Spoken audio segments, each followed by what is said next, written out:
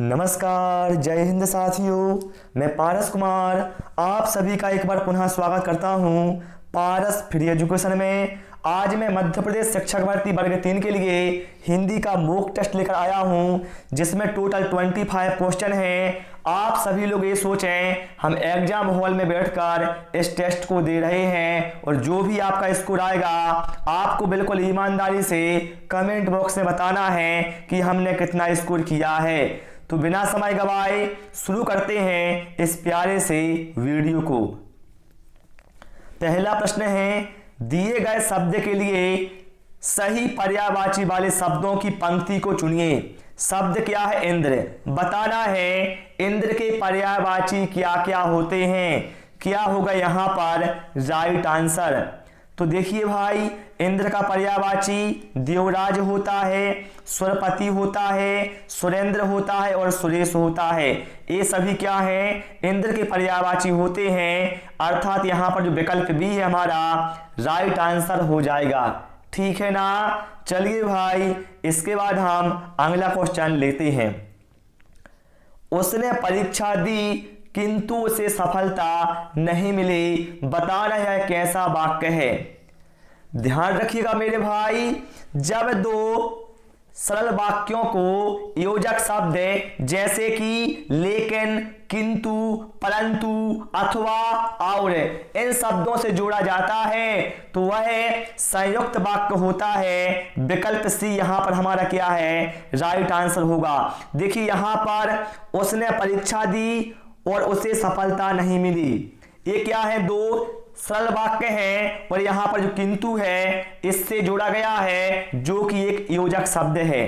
ठीक है, चलिए इसके बाद हम अगला प्रश्न लेते हैं और आप सभी से रिक्वेस्ट है भाई, वीडियो पसंद आए वीडियो को लाइक करें, शेयर करें और चैनल को सब्सक्राइब अवश्य करें। कहा गया है उच्च प्राथमिक स्तर पर भाषा सीखने सिखाने की प्रक्रिया में खालिस्तान की उपेक्षा बिल्कुल नहीं की जा सकती। बताएं मेरे भाई क्या होगा यहाँ पर राइट आंसर? तो यहाँ पर राइट आंसर हमारा विकल्प बी के साथ जाएगा। बच्चों की भाषिक पृष्ठभूमि, अर्थात बच्चा जो भाषा के अनुभव लेकर विद्यालय आता है उसकी आप उपेक्षा बिल्कुल भी नहीं कर सकते, क्योंकि यह बच्चे की क्या है? भाषाई पूंजी होती है। विकल्प बी यहाँ पर हमारा राइट आंसर होगा। चलिए अगला क्वेश्चन है, वायु का पर्यायवाची नहीं है। बताना इन चार में से कौन सा वायु का पर्यायवाची नहीं है। तो देखिए यहाँ पर समीर भैया वायु का पर्यायवाची होता है, अनिल भी क्या है? वायु का पर्यायवाची होता है और मारुत भी क्या है? वायु का पर्यायवाची होता है। लेकिन भाई जो ऑप्शन डी में कहा गया है अनल, तो भैया यह अग्नि का पर्यायवाची होता है, अर्थात जो विकल्प डी है यहाँ पर हमारा राइट आंसर हो जाएगा। ठीक है, चलिए अगला क्वेश्चन लेते हैं। दंतय से उच्चारित वर्ण कौन सा है? बताना है कौन सा वर्ग दंतय से उच्चारित होता है। तो साथ ही जो ता वर्ग होता है ये क्या है? दंतय से उच्चारित होने वाला वर्ग है। विकल्प ए यहाँ पर हमारा राइट आंसर होगा। देखिए ता हो गया, था हो गया, दा हो गया, धा हो गया, ना हो गया, ये सभी किस में आते हैं? दंतय में आते हैं। और जो पा वर्ग होता है ये ओष्ठ से उच्चारित होने वाला वर्ग है। का वर्ग किससे उच्चारित होता है? तो ये कंठय से होता है। चा वर्ग किससे होता है? तो ये तालव्य से होता है। ठीक है, ये सारे पॉइंट आप लोग ध्यान रखिएगा भाई। इसके बाद हम अगला क्वेश्चन लेते हैं। निम्न में से जंगम का विलोम शब्द क्या है? जंगम। तो भैया जंगम का विलोम क्या होता है? स्थावर होता है। विकल्प बी यहाँ पर हमारा राइट आंसर होगा। ठीक है, क्लियर ना? गतिशील का विलोम क्या होगा भैया? तो गतिशील का विलोम होगा गतिहीन। और जड़ का विलोम क्या होगा? जड़ का विलोम होगा चेतन। ठीक है, चलिए अगला क्वेश्चन है। निम्न में से भानुदय शब्द का संधि विच्छेद बताएं। भानुदय का बताना है संधि विच्छेद क्या होगा। देखिए भाई इसमें छात्र बहुत मात्रा में कंफ्यूज होते हैं कि विकल्प ए सही होगा या विकल्प बी सही होगा। और यहां पर आपको बताएं हम तो विकल्प जो ए है ये यहां पर हमारा राइट आंसर होगा। ना में क्या है, छोटी मात्रा आती है भानु में, विकल्प ए यहां पर हमारा राइट आंसर होगा। और इसमें संधि कौन सी होगी भैया, तो इसमें संधि होगी दीर्घ स्वर संधि इसमें हो जाएगी। ठीक है, चलिए इसके बाद अगला क्वेश्चन लेते हैं। आप सभी लोग भी सारे प्रश्नों के आंसर जरूर देते जाएं। गुणों के विपरीत व्यवहार करना निम्न में से किस लोकोक्ति का सही अर्थ है। बताना है किस लोकोक्ति का अर्थ होता है गुणों के विपरीत व्यवहार करना।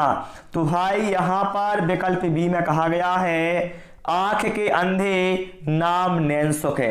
बिल्कुल भाई, ये यहां पर इस लोकोक्ति का अर्थ क्या होता है, गुणों के विपरीत व्यवहार करना। चलिए अगला क्वेश्चन है, संश्लेषण विधि में सिखाने की प्रक्रिया क्या है।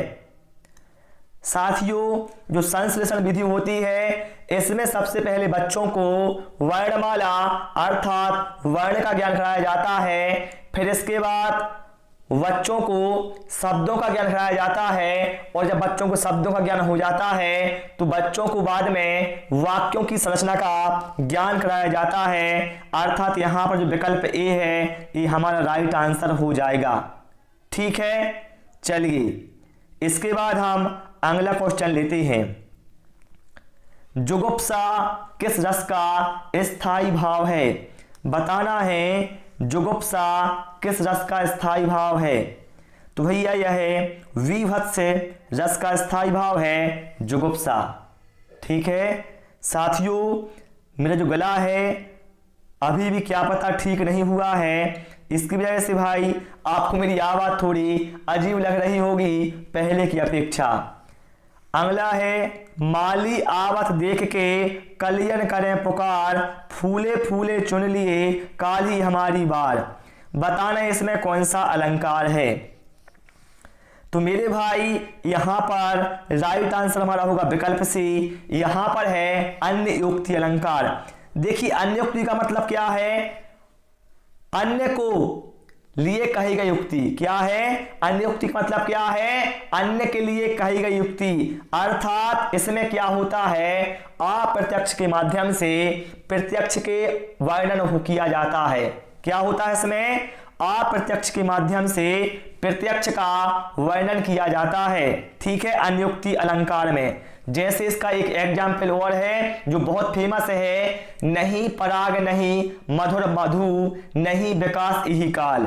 इसमें भी कौन सा है, अनुयुक्ति अलंकार होता है। ठीक है, चलिए अगला क्वेश्चन लेते हैं। शयन का संधि विच्छेद क्या होगा। तो भैया इसका संधि विच्छेद होगा से प्लस अन, विकल्प ए यहां पर हमारा राइट आंसर होगा। जैसे नयन का पूछा जाता है तो ने प्लस अन होगा नयन का। और इनमें संधि कौन सी होगी भैया, तो यहां पर होगी अयादि संधि। ठीक है, चलिए इसके बाद हम अगला क्वेश्चन लेते हैं। भाषा शिक्षण के अंतर्गत जो वर्तनी संबंधी त्रुटियां होती हैं उनका निवारण कैसे करना चाहिए। देखिए भाई, भाषा शिक्षण के अंतर्गत जो वर्तनी संबंधी त्रुटियां होती हैं उनका निवारण आपको शुद्ध उच्चारण और लेखन अभ्यास करवाकर दूर करना चाहिए। विकल्प ए यहां पर हमारा राइट आंसर होगा। ना तो आपको उनको गिनाना है, ना उनकी उपेक्षा करना है, ना आपको उनके बारे में बातें बताना है। ठीक है, चलिए इसके बाद हम अगला क्वेश्चन लेते हैं। अगर तुमने पढ़ा होता तो परीक्षा में पास हो गए होते। बताना है रचना की दृष्टि से यह जो वाक्य है किस प्रकार का वाक्य है। वाक्य को आप ध्यान से समझें। अगर तुमने पढ़ा होता तो परीक्षा में पास हो गए होते, मतलब क्या है, यह वाक्य एक संकेत दे रहा होता भाई कि आपने अगर ऐसा किया होता तो ऐसा होता। मतलब हम कह सकते हैं ये जो वाक्य है ये हमें संकेत बोधक वाक्य होगा। विकल्प डी हमारा यहां पर राइट आंसर होगा। चलिए अगला क्वेश्चन है, जिस समास के सभी पद प्रधान हों उसे क्या कहते हैं? तो भाई जिस समास के सभी पद प्रधान होते हैं उसे द्वंद्व समास कहा जाता है। ठीक है, उसे क्या कहा जाता है? द्वंद्व समास कहा जाता है। विकल्प बी यहां पर हमारा राइट आंसर होगा। जैसे माता पिता हो गया, ठीक है, दोनों पद प्रधान है ना, मतलब द्वंद्व समास है। भाई बहन हो गया, ऊंचा नीचा हो गया। ठीक है, चलिए इसके बाद हम अगला क्वेश्चन लेते हैं। कुछ शब्दों के प्रारंभ में प्रयुक्त होकर उन्हें विशेष अर्थ प्रदान करने में कौन सहयोग देता है? ध्यान रखिए, शब्दों के प्रारंभ में प्रयुक्त होने की बात कही जा रही है। तो हम जानते हैं उपसर्ग वे शब्दांश होते हैं जो किसी शब्द के प्रारंभ में जुड़कर उनके अर्थ में विशेषता लाते हैं या परिवर्तन लाते हैं। विकल्प बी हमारा राइट आंसर होगा। और यदि यहां पर पूछा जाता शब्दों के अंत में, तब आपका आंसर होता प्रत्यय। ठीक है, क्योंकि प्रत्यय पीछे लगाए जाते हैं और उपसर्ग आगे लगाए जाते हैं। चलिए, वाचन के समय पुस्तक की आंखों से दूरी कितनी होनी चाहिए? जब आप पुस्तक को पढ़ रहे होते हैं तो बताना है पुस्तक की आंखों से दूरी कितनी होनी चाहिए। तो भैया यह 12 इंच या फिर कहा जाए 30 सेंटीमीटर होनी चाहिए। विकल्प डी यहां पर हमारा राइट आंसर होगा। चलिए अगला क्वेश्चन लेते हैं। जो किसी का उपकार ना माने उसे क्या कहते हैं? बताएं भाई, जो व्यक्ति किसी का उपकार ना माने उसे क्या कहा जाएगा? तो भैया उसे कहा जाएगा कृतघ्न। क्या कहा जाएगा? कृतघ्न कहा जाएगा। और पूछा जाए जो किसी का उपकार माने उसे क्या कहा जाएगा? तो भैया उसे कृतज्ञ कहा जाएगा। और जो ईश्वर में विश्वास ना रखता हो उसे नास्तिक कहा जाएगा। और जो सब कुछ जानता हो उसे सर्वज्ञ कहा जाएगा। ठीक है, चलिए अगला क्वेश्चन लेते हैं। जेब कतरा किस प्रकार का समास है? देखिए, तो पता है हमें तत्पुरुष समास है, लेकिन तत्पुरुष समास के भी भेद होते हैं विभक्तियों के आधार पर, है ना। तो बताना है कौन सा समास होगा। यदि इसका हम वो करें, विग्रह करें, सामासिक विग्रह, तो क्या होगा? जेब को कतरने वाला। क्या होगा? इसका विग्रह क्या होगा? जेब को कतरने वाला। मतलब यहां पर क्या है? को विभक्ति आई है। और हम जानते हैं कर्म, जो कर्म होता है इसकी विभक्ति क्या होती है? को होती है। अर्थात यहां पर विकल्प भी हमारा राइट आंसर होगा। ठीक है, चलिए इसके बाद अगला क्वेश्चन लेते हैं। पानी पानी होना, इस मुहावरे का क्या अर्थ है? पानी पानी होना, तो भैया ये है लज्जित होना। ठीक है, चलिए इसके बाद हम अगला क्वेश्चन लेते हैं। भाषा सीखने में होने वाली त्रुटियों के संदर्भ में कौन सा कथन सत्य नहीं है? ध्यान रखिए, सत्य नहीं है मतलब यहां पर नेगेटिव कथन देखना है। त्रुटियां सीखने सिखाने की प्रक्रिया का अभिन्न भाग हैं। बिल्कुल भाई, क्योंकि आप सभी को पता है बच्चे गलतियों के द्वारा ही सीखते हैं। ठीक है, त्रुटियां अस्थायी होती हैं। बिल्कुल भैया, जो त्रुटियां होती हैं यह अस्थायी होती हैं, मतलब कुछ समय के बाद ये क्या है? दूर हो जाती हैं यदि बच्चे को अभ्यास कराया जाता है। ठीक है, भाषा सीखने में होने वाली त्रुटियां स्थायी होती हैं। मैंने भाई अभी बोला अस्थायी होती हैं, स्थायी नहीं होती। अर्थात विकल्प सी क्या है? यहां पर गलत है, जो कि हमारा राइट आंसर हो जाएगा। चलिए अगला क्वेश्चन लेते हैं। तुषार के पर्यायवाची शब्द क्या है? तुषार सभी जानते होंगे भाई, जो लोग गांव से होंगे वो अवश्य जानते होंगे तुषार क्या कहलाता है। तो भैया तुषार का मतलब क्या होता है? पाला, शीत, हिम, ये सभी क्या हैं? तुषार के पर्यायवाची होते हैं भाई। विकल्प डी यहां पर हमारा राइट आंसर होगा। और जिन साथियों ने भाई अभी तक वीडियो को लाइक नहीं किया है, रिक्वेस्ट है भाई आपसे विशेष रूप से वीडियो को भाई आप लाइक कर दें। और जो भी आपके साथी हैं जो शिक्षक भर्ती एग्जाम की तैयारी कर रहे हैं, उनके साथ वीडियो को अवश्य आप शेयर करें। 99 का फेर जो कि एक मुहावरा है, बताना है इसका क्या अर्थ है। तो भैया इसका अर्थ है लालच में फंसना। क्या है? लालच में फंसना। 99 के फेर का मतलब क्या है? लालच में फंसना। विकल्प ए यहां पर हमारा राइट आंसर होगा। चलिए इसके बाद हम अगला क्वेश्चन लेते हैं। कक्षा 1 और 2 के बच्चों के लिए आप किस तरह की कहानी का चयन करेंगे?